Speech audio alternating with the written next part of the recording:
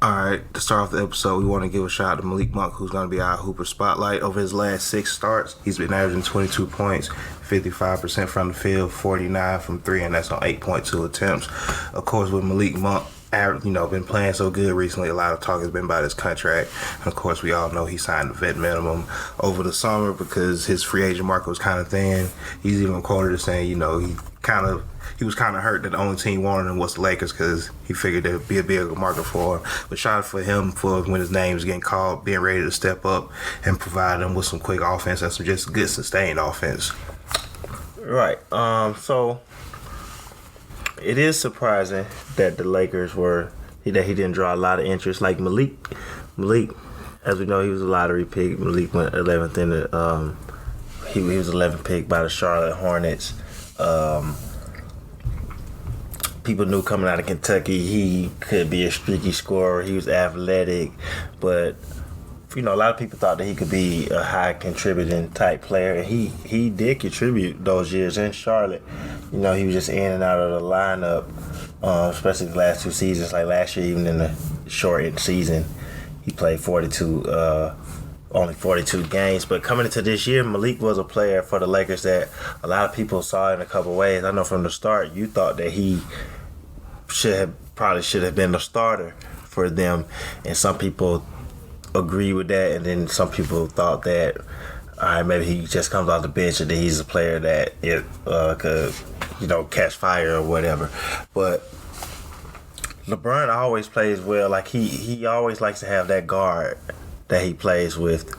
We saw it back in the day with Mo Williams. Then as you go into Miami, obviously you had D Wade. Then Kyrie. Even with Kyrie and even JR, kind of when Kyrie was out, LeBron leaned on JR a lot. And then I always say for that championship Lakers team that won in the bubble, KCP was their third best player. I think LeBron trusted KCP a lot. But you can see him gaining the trust in Malik. And Malik was also one of Jordan's favorite players, if that means anything. In Charlotte, Jordan, like he had held Malik in high regard. He just couldn't stay healthy, so he couldn't catch a rhythm and couldn't really break through in the lineup. And I think this could be a good chance for him because I don't think what he's doing is a fluke. Like I don't think he's just having a crazy. He is having a crazy stretch right now, but I think Malik legit could be a 18 to 20 point per game score. Obviously, the 49% from 3 is really high or whatever, but I don't think Malik. I think he could do this consistently, and he's going to be important for this Lakers team trying to compete for a championship. No, for sure. And just real quick to your point, I know a lot of people, like you said, a lot of people thought he would just come off the bench and be a spark and just be an energy spark. But if you don't have to come off the bench, why bring him off the bench if he can give you some value in the starting lineup because he's going to play the same amount of minutes regardless, right? Right. And I initially thought. So my way of thinking coming to the season, the starter, a lot of people penciled in Wayne Ellington, and I'm gonna say it on every episode. I never agree with that. I always said Kendrick Nunn because of how he could be a ball handler out there with Westbrook. I said it should be Kendrick Nunn or Malik Monk from the start. I lean more towards Kendrick Nunn, and obviously Kendrick Nunn has been hurt, and they should be getting him back actually pretty soon. And I think he's going to be really important to that second unit because I would keep Malik in the starting lineup. But Malik has this scoring potential. He can get his own bucket. And you always need that player. I said this last week. I'm pretty sure I said it the week before. But you always need that player on these teams that obviously we playing through LeBron. We playing through Westbrook. We playing through AD. Melo's going to get his looks in the second unit. But Malika be like, I got this one. And you need that. No, for sure. And with that being said, I'm John Davey. Fresh X. And it's the Hoopers Hour on Nothing But Net Radio presented to you by Dash Radio. I almost forgot about the intro. no, it's all good. But just to stick with the Lakers real quick, and even though you brought up Carmelo, and I know you having a thought about, you having a thought earlier, we were just talking basketball in the NBA, and you were saying, what Carmelo is doing this year is what he could have been doing on that Houston Rockets team, where he's a lot of catch and shoot, but he still gets to work in the mid range and in the post. And it's just great to see that he fits on this team. And I keep saying this: him, Malik Monk, and LeBron is the best 3-man lineup they have. And whoever the other two is, you just find 2 players that fit with them. Especially with Anthony Davis out. Especially with Anthony Davis out. Whether that's Stanley Johnson, who's been providing great defense, which got him a contract for the rest of the season, and Westbrook, who's going to provide provide, pushing the ball, rebounding, and all that. Or even Avery Bradley, who still at this point in his career does provide a decent amount of defense, and when he making shots, he's making shots. But Carmelo's also in that situation where it's like, should we start him or should he just be a player that comes off the bench? And I don't think he should necessarily have to come off the bench either, especially when you're limited with players being out with injuries and whatnot. And I think just trying to stick with that kind of threw the Lakers off of some of the injuries because you didn't necessarily have your best players on the court when they should be on the court for the most part. Excuse me. Yeah, at full strength, though, it would make sense for him to come off the bench because at full strength, I see him, especially with Nunn coming back, really playing through Kendrick Nunn and Melo off the bench, and then different lineups with LeBron with them and AD out there. But like Houston was so stuck on trying to force it. I mean, and it wasn't just Carmelo; it was just even the whole team. Talking about the Houston Rockets era a few years ago, Daryl Morey, Mike D'Antoni, and James Harden, Chris Paul, that year that they got Melo. But like I saw him shoot a shot the other day, he stepped into it and his foot was on the line. I immediately thought about the Houston one where when he took the shot and he had to look over to the sidelines, or just jokingly, but look over there like, my bad, y'all know we not supposed to take them shots. But just being able to play in rhythm and not have to think the game is way different. But the whole point of when we was talking about it though, I just had noticed, like, I don't have his percentages or whatever, but the amount of catch and shoot threes that Carmelo hits, like LeBron,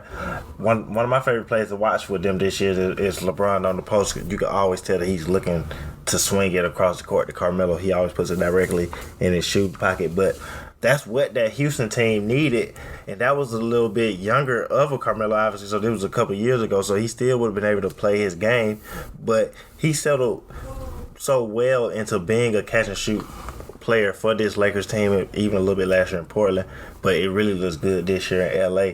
Like, they really didn't give him the chance to do that, and that could have helped that team. But I think Carmelo's I think he's probably the best catch and shoot player in the league, especially that's coming off the bench right now. No. Like, to be able to have Melo, and he's knocking them down. No, for sure. And just speaking of the Lakers, they picked up another win against the Atlanta Hawks last night, extended their win streak to, I think it's 5 now. And that game, they just kind of picked the Hawks apart on offense and defense.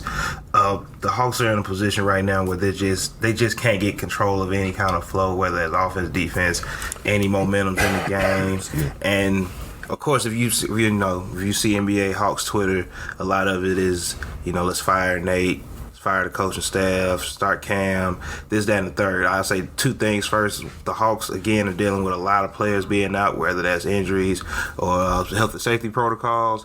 And the second thing, they shouldn't just fire Nate just because their team's on a bad run. Like, there's nothing. Nate can only reinforce his statements so many times to the team. Let's play hard, let's hustle, play defense, get good shots. I don't know if that's his exact message, but there's only so many times he could say it. And to your point, like you always say, I know you can expand on this in a minute. They said that, the team kind of tuned Lloyd Pierce out. So we got to start accusing that of Nate now where they're tuning Nate out, and maybe we need another coaching change. And do you really want to change coaches twice in 2 years where you just gave the second coach a contract extension? Right. That don't even really make sense. And, the Hawks obviously are underachieving. You do have to acknowledge the injuries, which was also an issue last year. Then once they get everybody healthy, it's kind of is when they made that run. But you have to acknowledge the just overall injuries, and then going through the health and safety protocols. Like I said on a few episodes ago, the Hawks have the distinction of having the largest roster in NBA history because of all the 10 days that they were giving out. And it's funny, through all that, they didn't get any games canceled. I saw a lot of people kind of going off about that pretty often, and I thought they were exaggerating, but the Hawks did run through 10 days and for just having random players. But either way, despite the point, we're at a point where it's time to hold people accountable. You can't just, like you say, just go fire people, because what happens? You fire Nate, then they go on a run, you get the next coach an extension. And so the Hawks, obviously, the problem is the offense. They're top 10 in offense, but they're at the bottom 5 of the league in defense. The defense is terrible, and that's with the regular people in the lineup, especially since DeAndre Hunter, who we expected to, play a big role defensively. He has all NBA defense potential, but he's not on the floor. Trae Young usually gets the excuse that he can't play defense because he's small. Clint Capella is a good defensive rebounder, but he's not all that as a rim protector. And the defense has just been terrible, honestly. It's just a matter of wondering what the Hawks are going to do to shake some stuff up. And then to fuel the fire of the like you said, the NBA Twitter, Hawks Twitter is going off about like the Nate thing with you got GM Travis Link kind of made a comment that maybe he shouldn't have brought everybody back. So then that just goes into the extensions that they gave out and stuff like that. So that just kind of fuels the fire. But I listen to Travis a lot on like a lot of the local shows. If you don't know, of course, we're in Atlanta. So I hear him on a lot of local shows. And he always speaks really candidly about the team, which I like because he gives you some insight. But then I remember you saying earlier, maybe that's when he shouldn't have said it. And I didn't think about it at first. But then after hearing it, and just for how everything going down, that does make everything, I guess, even more tighter here. Everyone a little bit more on edge because we are a couple weeks away from the trade deadline. Right. So I don't know what they're going to do to shake up the team.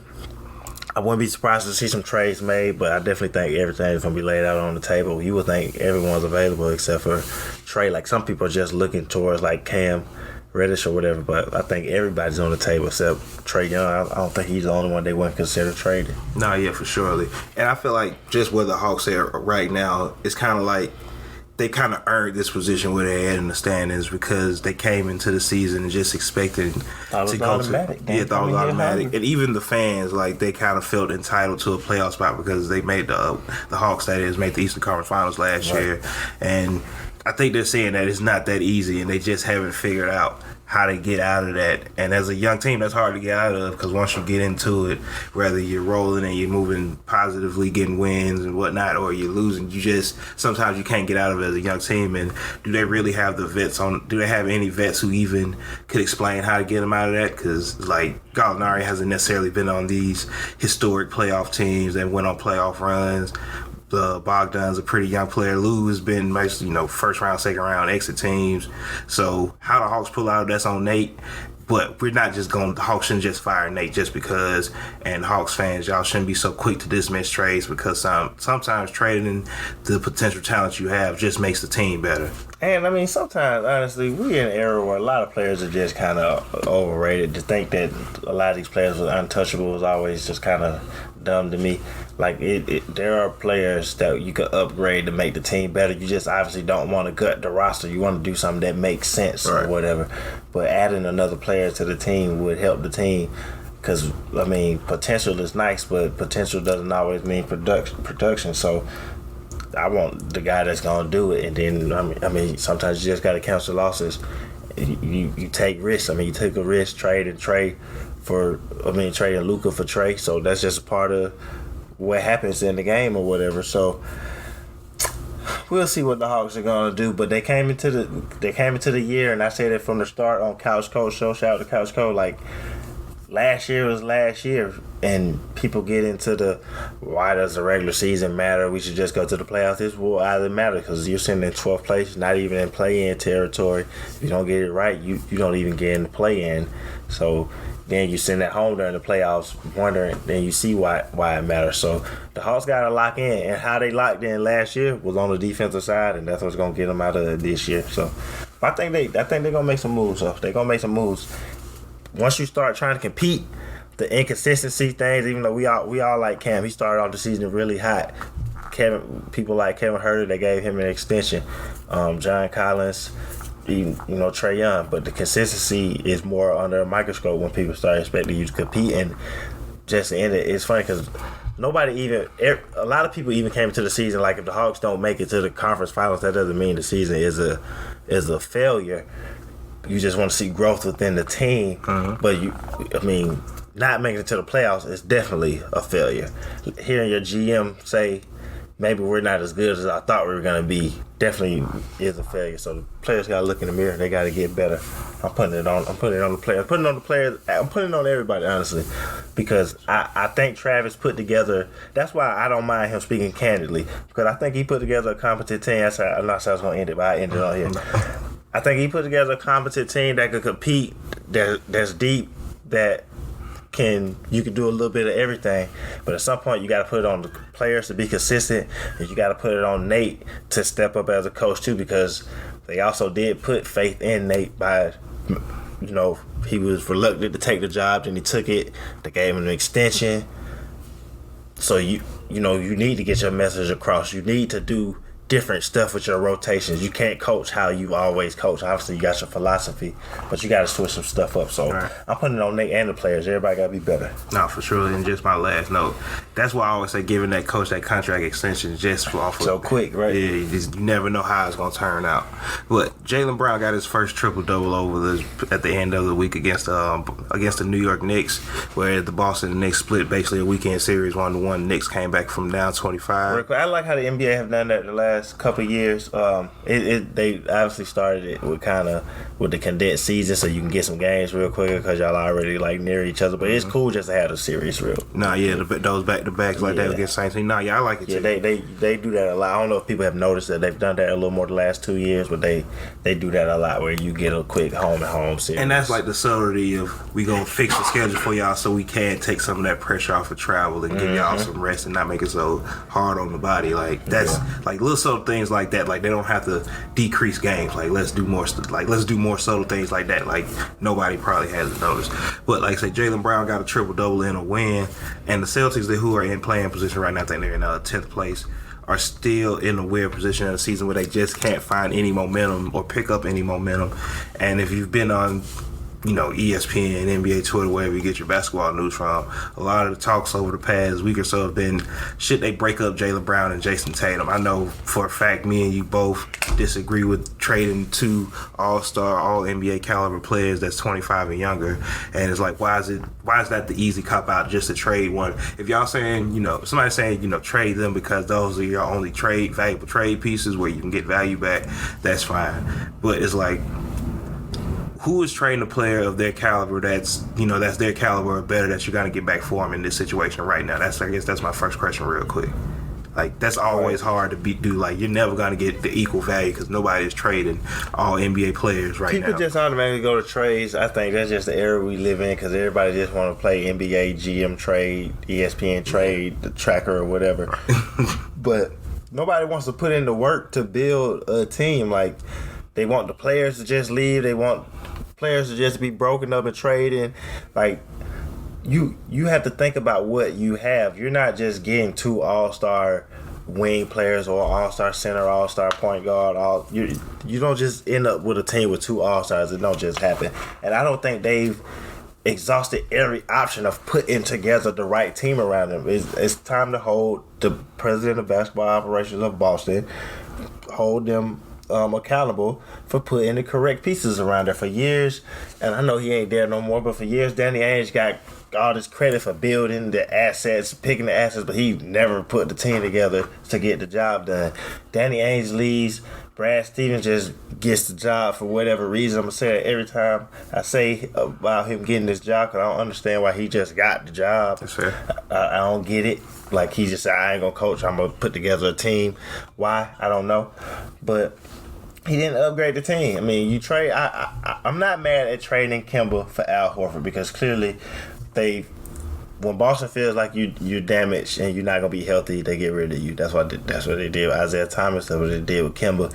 You know that Al Horford is gonna be a steady player. He's a smart player, and you did need some type of size. So I getting that, but like he didn't really address point guard. Didn't really address shooting, and the players on the team that they're relying on to come off the bench and stuff like that are the players that Danny Ainge drafted that just these assets that haven't turned into anything. But back to my main point, you have to put some around this team. Like, I think I heard Jalen Rose say it, shout out to Jalen Rose, but it's tough. Like, Jaylen Brown and Jason Tatum need someone to put them in position. They're young players that in the fourth quarter, they're trying to score and put people in position when someone really should just be putting them in position and making the game easy for them to do what they're going to do best. And I know we're in the versatility world of the NBA. Everybody can do everything, but this just goes back to, it's just something to be said about people being put in a set role, and this is what you're going to do out here. Set up Jason, set up Jalen, get them easier buckets.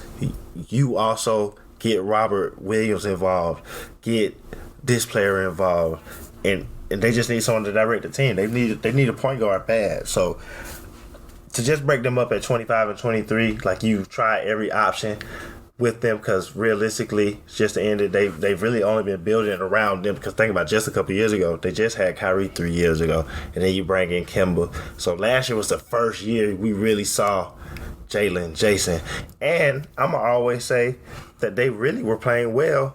Excuse me. They really were playing well until Jason got COVID last year or whatever, and that just kind of killed their season.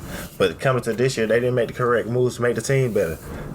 GM need to do something around the trade deadline, improve the team. You can't just say take an L on the season, or even if you do, get better in the offseason. But I ain't trading them two. No, and I know Ime came into the season thinking they could be a playoff team, and of course you don't have. They should be a playoff team. No, they absolutely should. But at some point, you can only make so many adjustments, right, when you don't have the team or the players or the talent to run the philosophy that you want to run, and just make everybody's life easier. Like, and maybe the coach should be running a philosophy that fits the team also. Absolutely. But they need players to play better. Right. Like the people that they're giving Peyton Pritchard opportunity. He's played a little better recently, but he hasn't played well. I was a big fan of Romeo. He just hasn't played well. Josh Richardson is in and out of the lineup.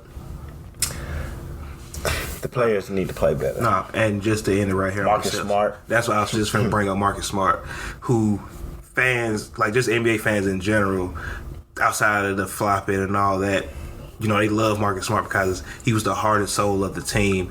And we see now, once he has to elevate his role from the heart and soul to top 3 player on the team, it's a little different. And I don't think people understand, just because you're the heart and soul of the team don't mean that you're not necessarily a valuable asset, but you aren't the talent that team might need to be better. And once you have to step up and be that talent, it doesn't always work out. Yeah, they leaning on Marcus Smart to produce in ways that he can't produce no more, or maybe he never could. But this team needs playmaking, and he's just not giving them that. Nah, for sure. So of course, as we know, we're getting close to All-Star game, so All-Star voting has already been, commenced. And just to go with some first fan returns real quick, the Western Conference, we got LeBron in first place, Nikolai Jokic in second, Paul George in third, Andrew Wiggins in fifth, Andrew Wiggins in fourth, Draymond Green in fifth, Anthony Davis in sixth, Karl-Anthony Towns in seventh, Carmelo Anthony at eighth, ninth is Rudy Gobert, 10th is DeAndre Ayton. That's the front court for the Western Conference.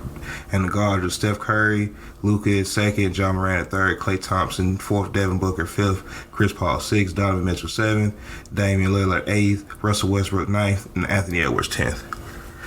Any names up there in any positions that surprised you? I was surprised that Wiggins was in fourth, because I know some people are going to say like Klay and Kyrie. It's the fan vote. It's not surprising that they're there. Right. So if you've ever followed the All-Star voting. But I was surprised to see Wiggins was there, because that shows that people are acknowledging the season that he's having, and that's what's up. Sure. Because he probably will be an All-Star reserve. I think the coaches are going to vote him in. So Wiggins being fourth, like he's almost a starter. That's pretty cool. Nah, yeah, definitely for sure. So shout out to Andrew Wiggins for getting love on the All-Star vote. Shout out to Anthony Edwards, who's coming in at 10th place for the guards, has been having a really good season for Minnesota, and he brings a certain confidence to that team. I don't know if you saw the interview the other day when he was quoted saying, they gonna make the playoffs. And yeah, I saw that. Well, I didn't see it. I just saw the quote. Yeah, and I feel like especially young teams, you need a player with that confidence of Anthony Edwards who think that we can do it and we're the best, and it just provides a different level of confidence to play on the team especially when you're playing good at it. Yeah, Anthony, he kind of that same spark that people give credit to LaMelo. Not saying that he doesn't have it, because he does, but like they say, LaMelo's like fun to be around, and that's why people like playing with him, and it makes the practice funner. And then he's still a competitor at the same time. I really think Ant is the exact same thing. Like he jokes around. He's always talking about his teammates, and he's talking about the stuff that he likes to do, but then he's also really serious about trying to win and not backing down for nobody and producing on the court. So I think that's contagious to the team, and that's kind of like what they had when they had Jimmy Butler there for the year, and they competed to make for the playoffs. But I don't know if you can say he's more likely to be around. Some people don't think you could be. Like, I like when you got people like, and even LaMelo, I give him his credit, where they're competitive, they want to win, but then they're fun at the same time too. Yeah. People think because you have fun with it, you like that you're there, that means you can't be as serious. You know, that was always a knock on Dwight. I won't necessarily use him because I do think he got distracted at times, but that was even a thing on a different level. Baseball, that was a thing with Ken Griffey Jr. Oh, he's always smiling, so how serious is he really taking it? But, you know, when you got those dudes that's having fun, like they playing basketball for a living and they're playing well, but they're competitors at the same time. Like, Ant is trying to win. So I think that is contagious around that whole team. And Minnesota, I do think they are going to make the playoffs. No, sure. And in the Eastern Conference for front court vote, you got KD at 1, Giannis at 2, Joel Embiid at 3, Jason Tatum at 4, Jimmy Butler at 5, Jared Allen at 6, Bam Adebayo at 7, Miles Bridges at 8, LaMarcus Aldridge at 9, Nikola Vucevic at 10. And for the guards, you got DeMar number 1, James Harden, Trae Young, Zach LaVine at number 4, LaMelo Ball, Kyrie Irving, Derrick Rose at number 7, Tyler Hero at number 8, Darius Garland at number 9, Fred VanVleet at number 10. Any name surprising, or did you know? I know Jared Allen. Yeah, I'm surprised to see him actually garner the fan votes like that. Yeah. But shout out to Jared Allen because I do think he should be an All-Star this year, and I think it's going to come down. I think they're going to get 2. I didn't know Cleveland's going to get 2. I kind of think they can get 2. I think it's going to be easier for Jared Allen to make it being in the front court because it's always front court spots. I think with, you know, seeing James Harden in the top 2 in voting, it's probably going to be harder for Darius Garland to get it. But I don't see a reason why he would not be an All-Star this year. I would not be surprised if Darius Garland made the All-Star team over Trae. I think they both make it in the end, but if it come down to one or the other, they're going to acknowledge Cleveland's record over the Hawks, and Trae won't make the All-Star team again. And me and you, we had a conversation about the Trae Darius. This is how he didn't make the All-Star team last year. The Hawks were playing bad. They were losing. Right. Like I said, we had an interesting conversation about Darius Garland and Trae, and we ain't got to get too deep into it, but I know the basis of it, you know, we wouldn't mind having Darius Garland on our team between him and Trae Young. Trae, I mean, I'll say it. I think that Trae's a better player. Everyone's on there. Trae's the second best point guard in the league thing, and I've even seen a couple blasphemous people say that he's the best or whatever. But Trae is really good, but I don't think it's a foregone conclusion that he is just the overall second best point guard. Yeah, he's trying to compete for it. He's trying to make noise for it, but I think Garland is going to have something to say in a couple years about they're both in the East, about the best point guard in the East. So he's going to be right there trying to go at him with it because, I mean, he's going to be there leading his team. He's contributing to them winning, and he got the game. So Trae is better than him now.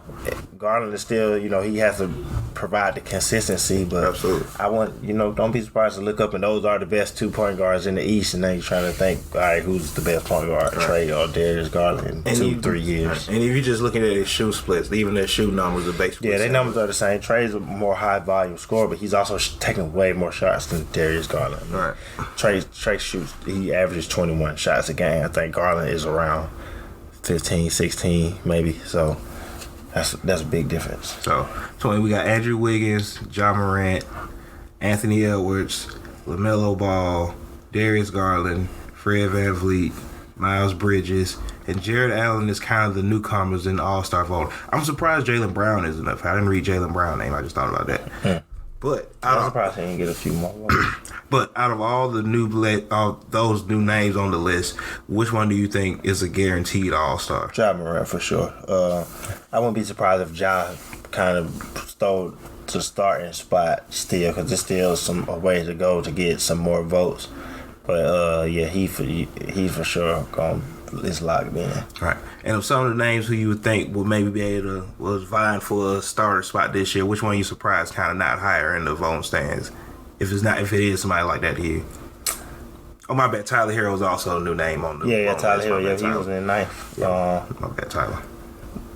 Maybe just Ja. Honestly, I think Ja's probably the only one. I was surprised that James Harden was starting though. I honestly thought Trae was gonna be in front of him. I thought he was gonna get more votes to him. I thought he would be more popular amongst the fans or whatever. Right. But as far as the new people, I think Ja has the best chance to start. this year and just going forward. Period. Honestly. No, yeah, that's fair. But I won't be surprised if it was him and Steph. No, that would be a fun, exciting All-Star game. I would like to see. I know John's already said he's not going to be in the dunk contest. Yeah, he shouldn't be in the dunk contest. No, for sure. Real quick shout out to Lance Stevenson, who just signed a contract for the rest of the year with the Indiana Pacers. In his first game with him, he had 30, including 20 points in the first quarter, his first ever 20-point quarter in the NBA. And then just the other day, he had 14 assists, which is a career high. Mm-hmm. Lance Stevenson is no older than 31. We talked about that like a week ago. Yeah. But to see Lance can come out and still be productive and do some things, not even necessarily this late into his career because he's still a young player, he's still a young man. But do you like seeing that Lance is this effective coming off, not necessarily playing in the NBA, even though he has been in the G League a couple years, but you surprised to see him get in the NBA and be productive for the team? Yeah, and then because he had went to China, it's not surprising because I think Lance, as long as the team fits out the role for him, he's gonna be productive for the team. He was on that bad Lakers team when LeBron got hurt, so that was an easy way for him to kind of get played out the league. And then, with COVID and stuff, the last few years have just been kind of crazy. So the league haven't. Once you were out, you were kind of out or whatever. But he was ready. It's not surprising to me that he can produce for a team because Lance was always supremely talented. Mm-hmm. So, and he fits what Indiana needs, honestly. So it's not. It's what's up that he always plays well in Indiana. I was saying the other day, I wish he never left there, like from the start when he went to Charlotte and. Then he went back and then he went to LA. He always just plays the best basketball in Indiana. It's just like some players just play well for certain teams. No, yeah, they do because you're just used to playing there and that crowd embraces you different. And shout out to Lance, who's one of the great New York City high school basketball players. Was three city championships, 4 state championships. I hope I got that correct. I think he's the all-time leading scorer, if not just in Lincoln, but in New York City history. So Lance really... I'm pretty sure he was when he retired. So shout out to Lance, of course. Graduated. One of the best basketball nicknames ever, that being Born Ready. That's like one of the best nicknames ever because when you have good games, like he was born ready. This is what he do. Right. So shout out to Lance, who's just like I said, New York City legend, just a good basketball player who can provide good minutes for a team, especially when that role is carved out for him on that team. The Brooklyn Nets have kind of been on a slide lately. I know they got Kyrie back the other day against Indiana, and they won a close game there where they were kind of losing, but got the lead back at the end. But before that, they had lost one slide to the Clippers. They had lost their last 5 at home. Of course, they're not going to have Kyrie every game. But do you think just having Kyrie back around the facility is going to provide them with some energy to maybe go on to knock some wins off real quick? Yeah, he definitely helps. He helps up the competitiveness of the team. Just to have him around in some practices and stuff, because I'm pretty sure since he couldn't play, he wasn't practicing at all. And so since he's on the road, because he is cleared to practice, even though he can't play in New York. So to have him around just helps the morale overall of the team. And then when they play on the road, he'll help them get some wins, obviously, because, he led the push for the win in his first game back, 10 points in the fourth quarter. So what Brooklyn needs right now is one of the misfits to step up and earn their position. Steve Nash is searching for someone to fill that other wing position. He's trying, because shout out to Nick Claxton. I want to give him his credit. He's getting healthy and he's locked in his position. He made it comfortable for them to move LaMarcus Aldridge back to the bench. I think they're even gonna play together at some times. They talked about that a couple of weeks ago. But Nick Claxton has been playing well. But they've been looking for, without Kyrie, without Joe, they're looking for that other wing player to step up, and nobody's really sticking. They've tried Cam Thomas. He provides scoring at times, but not enough consistently. David Duke Jr. has been starting recently. Of course, they go with Brimbury. They go with Bruce Brown. They played in the Spurs game today. They played another rookie. Can't remember his name. or whatever, but they're just looking for anybody to provide some consistency right there. Right. And I think one of the things is, like, none of them are the shooters that they need, that Steve Nash needs Joe Harris to be. Because I keep saying, if you look at the offense, a lot of it is predicted on that person being the shooter that helps just keep the court spread out. Because, as you keep saying, we know Patty Mills is kind of brought in there so he can imitate some stuff Kyrie do off the bench.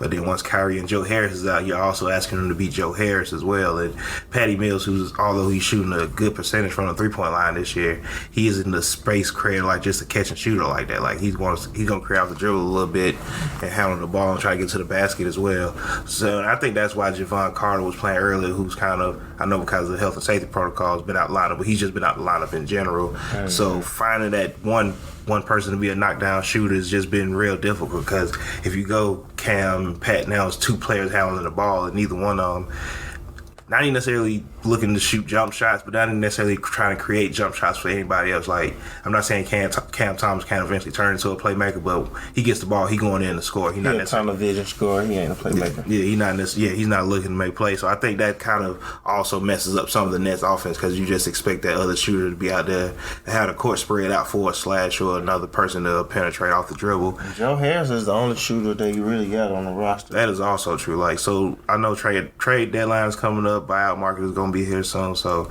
I think they'll definitely be looking for a shooter, like I said, just somebody who come in and catch and shoot. And another thing I know people have been talking about, of course, with the Nets, they're 0-8 against the top 4 teams in the NBA right now, and of course everybody think that's something to be worried about.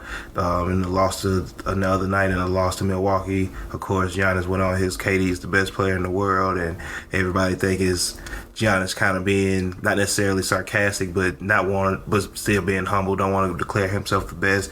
They say for whatever reason, Giannis have a good game, KD have a good game, but because Milwaukee get the win, Giannis owns KD. That's the NBA Twitter talk, but it's not like KD is just going for 17 points in those matchup against Giannis.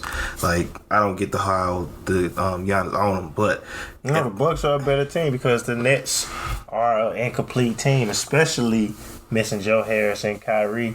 So the Bucks team up and down is overall a better team right now. So, right. I mean, the Bucks were missing Drew Holiday in that last game, but they still had Giannis, and you got Chris Middleton, and they overall they aren't really searching for who's gonna fill positions and rotations like the Nets really are. Nah, yeah, I definitely agree with that. So, like I said, it was just weird. KD, honestly, KD for Giannis is kind of like how LeBron was for KD. Like, that's the player that he's trying to compete with. That's who he's trying to catch. So maybe he don't think he's there yet because he know he's still adding some stuff to his game or whatever. So, I mean, I can see him really thinking that KD is the best player. That's where he's trying to measure himself. No, yeah, and that was my whole thing. Like, I don't know why I had to go to the whole Giannis, because, of course, in the offseason after the championship, there was also, he still like being the hunter, but it's like, you're the champion, you're a 2-time MVP. You can have that mentality, but you can, like I said, you can call KD being the best in the world without feeling like you're still the hunter. You hunt KD, but that is his competition. Right. But so right now in the NBA, like I said, we're getting closer to the trade deadline and closer to the buyout market. Right now, there's a lot of teams who seem to be staying packed because, you know, they do have complete rosters, like the Milwaukee Bucks, even like the Phoenix Suns. I haven't really heard, like you always say, that they're probably the best team up and down just with how they filled out their roster. What team do you see that's kind of in the middle of the road that you think will be looking to make a trade or make any kind of move right now? Mainly the Hawks in Boston, but I think a team that's going to make a move is the Bulls, just because the Bulls are still kind of thin and big, and even though people respect the Bulls and the Bulls are a legit contender, they're probably one really good move away from like really scaring some people. So I think the Bulls are going to make a move, but and then obviously I think you have to be on the lookout to see what Philly does, and then on the West, potentially Dallas and the Lakers, to see what they're going to do. I think Denver should improve their team because you already know you're going to you're down Michael Porter. Does Jamal Murray come back this year? Right. He's supposed to, but how heavy do you want to lean on him? So, you know, like I said, I said this early, but like I said on a few episodes ago, you know, Denver, you were in the conference finals a few years ago, so even though you're hurt, you don't really want to keep going too far backwards. Right. So I think Denver tries to make a move. They just picked up Boogie, too, right. So shout out to Boogie for getting the deal. No, I think signing DeMarcus Cousins is definitely gonna be a good move because he can provide good minutes when Jokic is out of the game, which is what they're really missing. Somebody who can step up and just keep momentum rolling when Jokic has to sit down, because at some point he has to sit. Yeah, he could play a similar kind of role. You could really play through him. He can pass the ball, handle it and stuff. So it can really be kind of similar to when Jokic goes to the bench. No, for sure. When you guys hear this episode, Klay would have officially played his first game in 2 years. They're coming on NBA TV tonight on Sunday. What do you expect from Klay? Because I know everybody, when Kyrie played his first game, everybody kind of had high expectations, or kind of had a lot. I seen somebody say he was going to score 15. I seen somebody say he was going to score 25 plus. He ended up scoring 22. That was Kyrie, but not necessarily a score in total. But what do you expect from Klay tonight? I expect him to look pretty good overall, honestly. Maybe show a little rest. I wouldn't be surprised if he's anywhere between 15 and 20 points. I wouldn't be surprised if he was a little rusty. You gotta expect that. But I think he's gonna look good. He's gonna come out the screens. He's gonna shoot some threes. I expect him to knock down some shots. I don't expect him to have a bad game. I think he's gonna have a solid game tonight. No, yeah, I definitely could see him having a solid game. Like I say, especially because he's gonna be starting and he's not on the men's restriction, so he's gonna get freedom to run around the offense and just even be a part of the offense. I don't know how hard they're gonna have him going on defense, because you don't necessarily.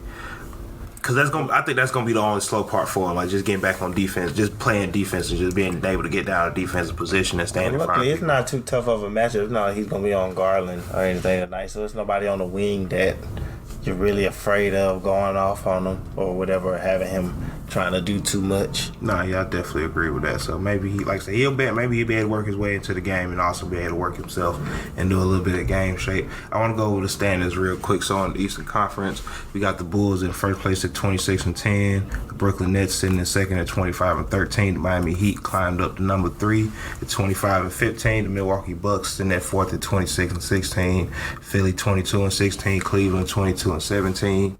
Toronto 19-17 in 7th place. Charlotte 21-19. Washington at 19-20 in 9th place. Boston Celtics 19-21 at 10th place. The Knicks in 11th place, the last playing spot at 19-21, and the Hawks right there at 17-22. Anybody you surprised at in the standings? Wait, the last play-in is Boston, because it's only 10, right? It's not 7 through 11? Is it 7 through? It is 7 through 11. No, it's 7 through 10. You're right. 7 through 10. Yeah, it's 7 through 10. Because 7 plays 10, 8 plays 9. So the Boston got the last. Right. So the Knicks are right there, and the Knicks and Boston are tied at 19. Yeah, they tied anyway. Basically, it's the Hawks right there on the outside. Right. But anybody you're surprised with where they're in the standings right now? Outside of the Knicks and the Hawks, I'm going to say Toronto. Because Cleveland, I'm not surprised at Cleveland no more this year. We all know why Cleveland's legitimately good. Excuse me. Toronto's been playing good basketball recently. Fred VanVleet has really been going off. Like, he's averaging 30. Yeah, triple-double the other night. First one of his career. He's been playing really well. Pascal has come to life from game to game here or there. But they're just playing good team basketball overall. And I think they got a good chance to stay there and try to get in the playoffs. Right. And Washington, who one of those teams that started off hot, have steadily kind of slid back, and I don't think, with them being the Wizards, it's not really being talked about, because this is what a lot of people expect. But I'm actually surprised that Washington has slid this far. I always thought they would still been more in the playoff space and not just the play-in spot. But I think they can pull it. I think they can get it back, especially with players like Bradley Beal, Spencer Dinwiddie, Montrezl Harrell. They got a good cast of players. And shout out to Joel Embiid and that team. Like Tyrese Maxey stepped in and played great for Philly this year, and they got them still in a spot where they could, possibly pick up some wins and get home court advantage. Of course, we haven't really talked about Philly much, but do you think Philly, outside of trading Ben Simmons or whatever, do you think Philly need to make some moves to make this roster better? Excuse me, yeah. I think that's really the main move, because Ben Simmons, I'm gonna hold Daryl Morey accountable all year for holding this team hostage, because at the end of the day, yeah, you don't just want to bow out. You don't want to trade him for anything. But it's what is Philly really doing? Philly's trying to compete, and you're really holding up the potential of your team by not trading Ben Simmons. Because, I mean, it's really nobody else that necessarily needs to be traded. But you need to make a firm decision.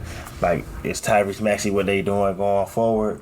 And what does this team look like? And, I mean, Doc, everyone has spoken to how it's clear that they miss him out there. But if they had already moved on, got another player, solidified that position, you wouldn't be worried about missing him. And in Philly, they started off strong because I think a lot of people thought this team just was going to fall off. But you forget Joel Embiid finished top 3 in MVP voting or whatever. So he came in second. But when you saw the problem when he went down for COVID, because they had the best record in the East, that he goes down and they went on that terrible loser streak or whatever. Right. But they have everything you want. Honestly, they play solid defense. They have they're seventh in defense. The offense could be better, but you're missing your point guard. But you're getting a good year out of Steph Curry. You're getting a solid year out of Tobias.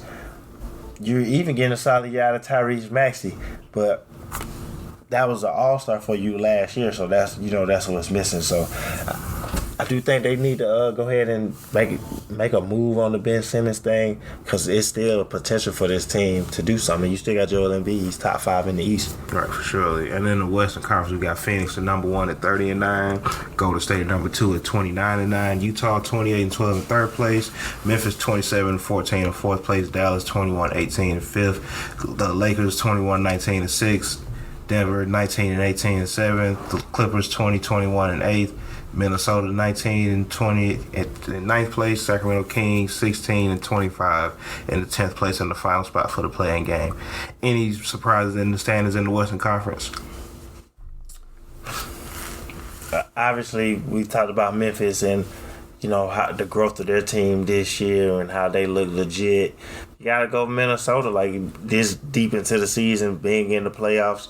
Like the Clippers were playing well, but then Paul George being out already on top of Kawhi being out, that hurt their team. But you got to give credit to Minnesota for being in the hunt. No, for sure. Definitely shout out to Minnesota. I'm not surprised Dallas is in fifth, but I'm kind of surprised they snuck up, especially with just the season they've had, just how inconsistent they've been on offense, especially when Luka missed some time. They just kind of couldn't find it every night, but Luka's been back, and he's got them, in prime positions where they, they roll off some more games. Maybe they can catch Memphis in fourth place because it's still a long season.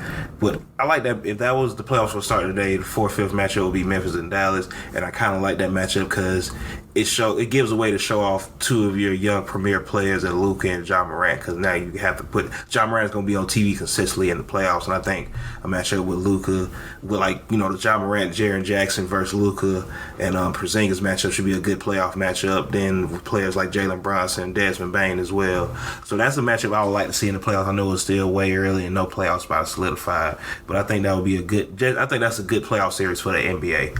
Yeah, that'd be the one the NBA wouldn't mind. Dallas and Memphis. That was even traditionally always good matchups when they met occasionally in the playoffs with Dirk and Sebo and Marc Gasol, that era. But yeah, that'd be a really good matchup. And you get Ja and Luka, so those are two premier players for the next 10 years of the NBA, honestly. Right. Who do you think is their potential to kind of slide down in the standings? Because, of course, we still have to deal with regular injuries, and you never know who's going to be out in health and safety protocols. Right. I'm not gonna lie. Only team I can see sliding in the West is Dallas, because I can see the Lakers going up. Mm-hmm. I think Phoenix, Golden State, Utah, Memphis is probably our top 4. I wouldn't be surprised if that's, and they got kind of comfortable lead right now. Yeah, all 4 of those are good. Yeah. Still a long season to go, but I do think that's our top 4. In the East, it's tough in the East. You can see Philly, depending on what they do with the Ben Simmons thing, if they keep it lingering, and then Toronto has to kind of show that this is who they're going to be for the rest of the year. No, for sure.